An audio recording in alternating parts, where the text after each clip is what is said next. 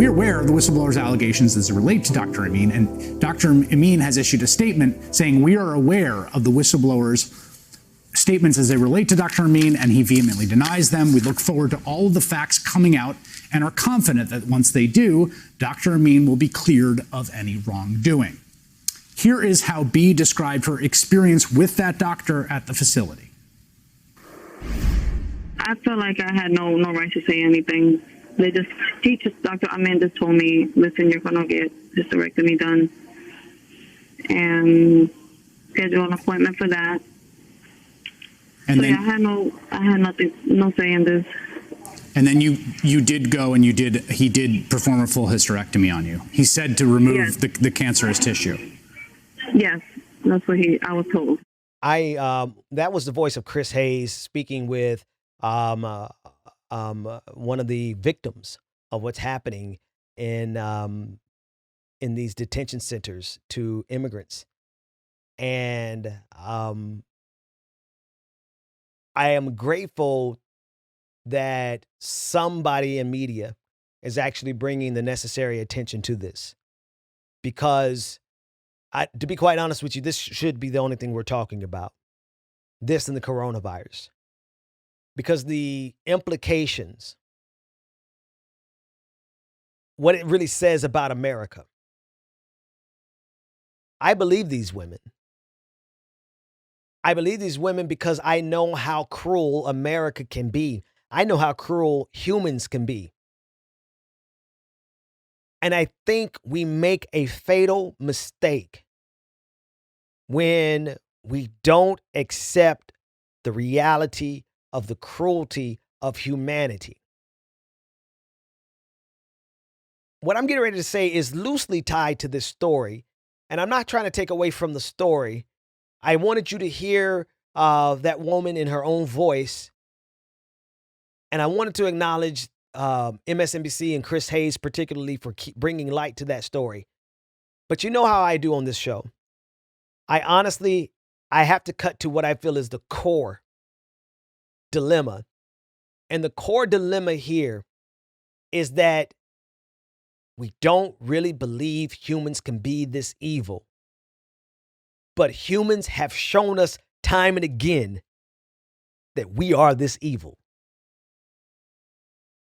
And if we continue to live oblivious to the fact that there are just some downright malicious and malevolent actors among us, and we keep making the mistake of applying our sensibilities to them or viewing them as having the same morality as we have, or believing, and this is the core one, I mentioned it in the public show, believing that at some point the greater humanity in them will prevail. If we keep waiting for the greater humanity in them to prevail, we may find ourselves being marched in front of a firing squad, wondering if their greater humanity is going to rise. If their greater humanity is going to prevail. And as you might be like, well, Ben, that's a huge leap. They are doing forced sterilizations in detention centers and in these concentration camps. I don't think it's that big of a leap to think that a president who sent federal agents to execute one of our comrades while simultaneously bragging and supporting Kyle Rittenhouse, who, in terms of our justice system, did the same exact thing and is going to trial. He's going to have his day in trial, day in court, to prove whether or not it was self-defense. Donald Trump celebrated him for killing 2 people. They raised Kyle Rittenhouse $1 million, but Donald Trump sent federal agents to kill one of our comrades who also acted in self-defense. Our comrade, Michael Reinhold, is not going to get his day in court because he's dead. And so while it may seem wild for me to say the following, that if we keep mistaking these people as having the same morality that we have, and we keep believing that eventually their greater humanity is going to prevail, we may find ourselves bound and gagged in front of a firing squad, wondering if their greater humanity is going to prevail just before they pull the trigger and kill us.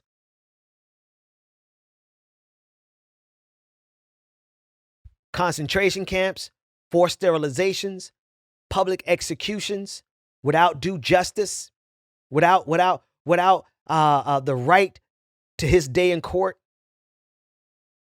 and everything else that we're seeing. It would be a fatal flaw for us to continue to believe or to continue to wait for their greater humanity to prevail, because they don't have a greater humanity, or rather they don't allow their greater humanity to prevail. It's there, but they suppress it. They push it down for their cause, for what they're fighting for what Donald Trump is fighting for a country full of people who never question America, full of people who never question America's past, full of people who never question the authority that's in power so long as the authority that is in power is politically aligned with them. That's the kind of country that they want. Or at least that's the kind of country that they think they want. I actually want to explore that idea. Not here in this episode, probably in some fiction. But they believe that they want an America that is totalitarian with no one who questions America's past, present, or future, so long as the people who are in power are ideologically aligned with them. And I feel like everyone should be alarmed at just how inhumane America really is, how inhumane humanity really is, and how dark we really are on the inside, and how some of us, now I want to be sure, let me make something clear. You and I are not inherently good. We are no more inherently good than they are.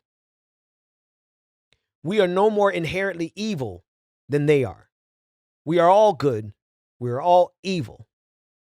But some of us, through whatever mechanism we used, we have allowed and appealed to the greater humanity in us on a regular basis. It is a constant fight for us to be good, but we engage in that fight and we prevail. And slowly but surely, we become the better human beings that we always knew we could be.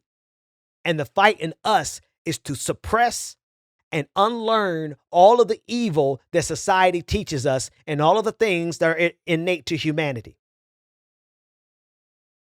Others of us fight just as hard to suppress kindness.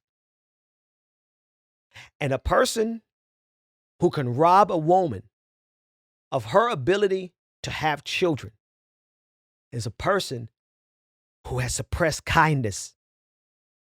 They have suppressed all of the goodness in them to the point that they think that they're doing the right thing by brutally assaulting women and sterilizing them, and doing so in the name of what they think is right. And if we wait for people like that to have an epiphany where their greater humanity prevails, we may find that we will be on the receiving end, on the other side of a rifle, waiting, wondering if they will ever have a moment of consciousness, of conscientiousness, of humanity. We will be sitting there waiting to be executed, wondering if maybe our executioner would finally see us as human. We have to address this now. We have to be aware of the stakes now. And we also have to be cognizant of the fact that the compassion that we feel for other people is seen as a weakness to people in this country, on this planet, our species. And if we want to prevail for society and for humanity itself, we are going to have to be willing to fight them like our lives depended on it, because one day it might.